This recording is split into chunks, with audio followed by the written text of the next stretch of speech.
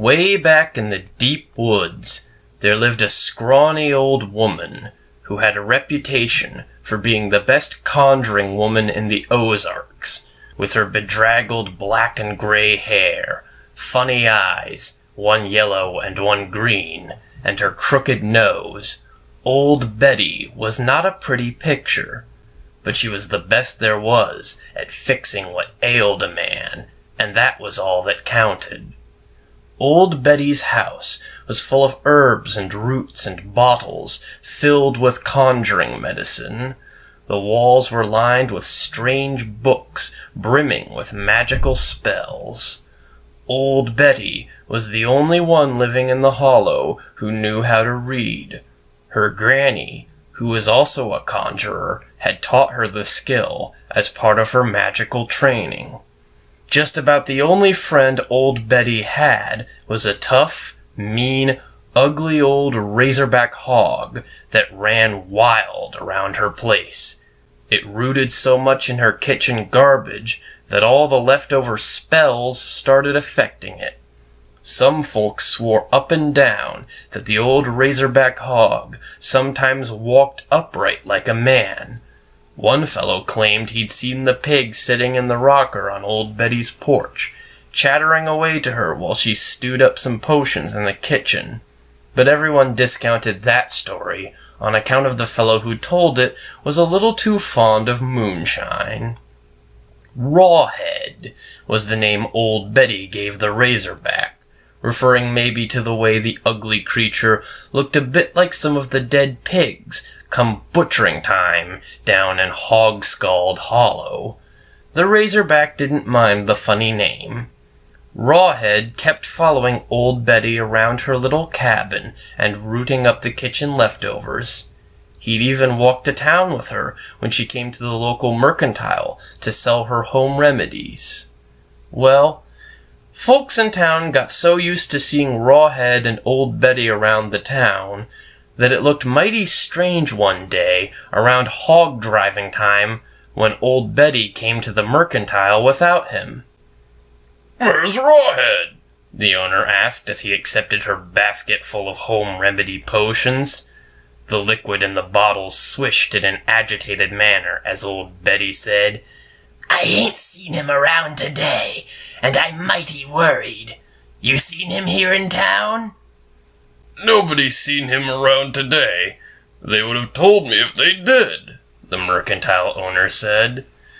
"We'll keep a lookout for you." "That's mighty kind of you. If you see him, tell him to come home straight away," old Betty said. The mercantile owner nodded agreement as he handed over her weekly pay. Old Betty fussed to herself all the way home. It wasn't like Rawhead to disappear, especially not the day they went to town. The man at the mercantile always saved the best scraps for the mean old razorback, and Rawhead never missed a visit. When the old conjuring woman got home, she mixed up a potion and poured it onto a flat plate. "Where's that old hog got to?" she asked the liquid. It clouded over, and then a series of pictures formed. First, old Betty saw the good-for-nothing hunter that lived on the next ridge, sneaking around the forest, rounding up razorback hogs that didn't belong to him. One of the hogs was Rawhead. Then she saw him taking the hogs down to Hog-Scald Hollow, where folks from the next town were slaughtering their razorbacks. Then she saw her hog, Rawhead, slaughtered with the rest of the pigs and hung up for gutting. The final picture in the liquid was the pile of bloody bones that had once been her hog, and his scraped clean head lying with the other hogs' heads in a pile. Old Betty was infuriated by the death of her only friend. It was murder to her, plain and simple. Everyone in 3 counties knew that Rawhead was her friend, and that lazy, hog-stealing, good-for-nothing hunter on the ridge was going to pay for slaughtering him. Now, Old Betty tried to practice white conjuring most of the time, but she knew the dark secrets too. She pulled out an old secret book her granny had given her and turned to the very last page. She lit several candles and put them around a plate containing the liquid picture of Rawhead and his bloody bones. Then she began to chant, "Rawhead and bloody bones! Rawhead and bloody bones!" The light from the windows disappeared, as if the sun had been snuffed out like a candle. Dark clouds billowed into the clearing where old Betty's cabin stood, and the howl of dark spirits could be heard in the wind that pummeled the treetops.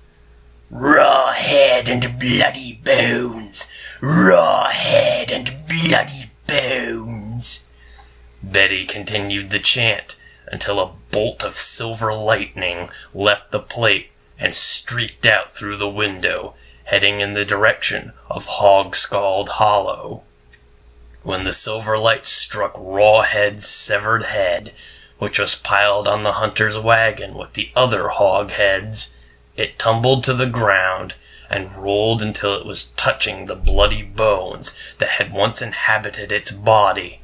As the hunter's wagon rumbled away toward the ridge where he lived, the enchanted Rawhead called out, "Bloody bones! Get up and dance!" Immediately, the bloody bones reassembled themselves into the skeleton of a razorback hog walking upright, as Rawhead had often done when he was alone with old Betty. The head hopped up on top of his skeleton, and Rawhead went searching through the woods for weapons to use against the hunter. He borrowed the sharp teeth of a dying panther, the claws of a long-dead bear, and the tail from a rotting raccoon, and put them over his skinned head and bloody bones. Then Rawhead headed up the track toward the ridge, looking for the hunter who had slaughtered him. Rawhead slipped past the thief on the road and slid into the barn where the hunter kept his horse and wagon. Rawhead climbed up into the loft and waited for the hunter to come home. It was dusk when the hunter drove into the barn and unhitched his horse. The horse snorted in fear, sensing the presence of Rawhead in the loft. Wondering what was disturbing his usually calm horse, the hunter looked around and saw a large pair of eyes staring down at him from the darkness in the loft. The hunter frowned, thinking it was one of the local kids fooling around in his barn. "Land o' Goshen, what have you got those big eyes for?" he snapped, thinking the kids were trying to scare him with some crazy mask. "To see your grave," Rawhead rumbled very softly. The hunter snorted irritably and put his horse into the stall. "Very funny, ha ha," the hunter said. When he came out of the stall, he saw Rawhead had crept a bit forward further. Now his luminous yellow eyes and his bear's claws could clearly be seen. "Land o' Goshen, what have you got those big claws for?" he snapped. "You look ridiculous." "To dig your grave," Rawhead intoned softly, his voice a deep rumble that raised the hairs on the back of the hunter's neck. He stirred uneasily, not sure how the crazy kid in his loft could have made such a scary sound. If it really was a crazy kid. Feeling a little spooked, he hurried to the door and let himself out of the barn. Rawhead slipped out of the loft and climbed down the side of the barn behind him. With nary a rustle to reveal his presence, Rawhead raced through the trees and up the path to a large moonlit rock. He hid in the shadow of the huge stone, so that the only things showing were his gleaming yellow eyes, his bear claws, and his raccoon tail. When the hunter came level with the rock on the side of the path, he gave a startled yelp. Staring at Rawhead, he gasped, "You nearly knocked the heart right out of me, you crazy kid! Land of Goshen, what have you got that crazy tail for?" "To sweep your grave," Rawhead boomed, his enchanted voice echoing through the woods, getting louder and louder with each echo. The hunter took to his heels and ran for his cabin. He raced past the old well house, past the wood pile, over the rotting fence, and into his yard. But Rawhead was faster. When the hunter reached his porch, Rawhead leapt from the shadows and loomed above him. The hunter stared in terror up at Rawhead's gleaming yellow eyes and the ugly razorback hogshead, his bloody bone skeleton with its long bear claws, sweeping raccoon's tail, and his gleaming sharp panther teeth. "Land of Goshen, what have you got those big teeth for?" he gasped desperately, stumbling backwards from the terrible figure before him.